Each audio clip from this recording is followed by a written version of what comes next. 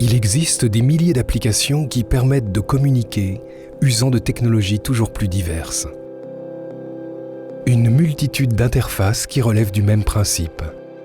Appeler ou être appelé. Et chaque appel procure les mêmes sensations.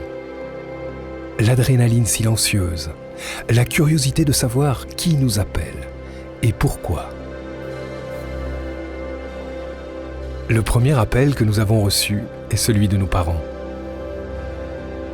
Un appel à vivre, à grandir, incarné dans un nom, notre nom. Il nous caractérise, nous rend uniques pour notre famille, nos amis, et ceci pour toujours. C'est notre nom qui nous classe dans un répertoire, une liste, une équipe. Être appelé, voir son nom apparaître, se sentir devenir quelqu'un. La parole donne sens à la création, la nomme. Dieu appelle. Par son appel, il donne du sens à l'existant. Et lorsque Dieu nous appelle, il nous donne un sens au cœur de sa création.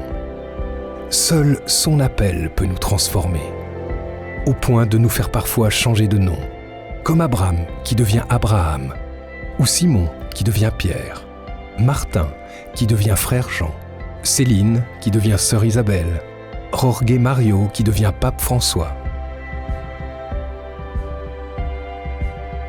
Comme moi qui suis devenu frère Yovan. Seul Dieu peut nous appeler de nouveau, marquant alors une différence entre « je m'appelle » et « je suis appelé ». Nous sommes tous appelés à nous mettre en marche, comme Abraham, comme Pierre. Entendre cet appel, être capable de le distinguer dans le brouhaha environnant.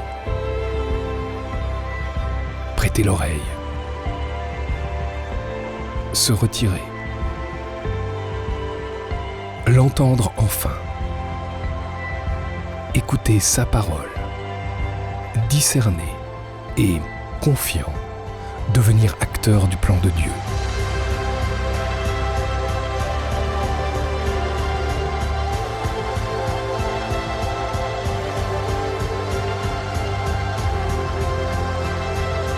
Aimer, être aimé.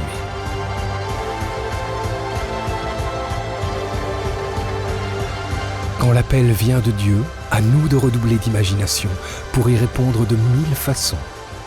Dieu a un appel pour chacun de nous.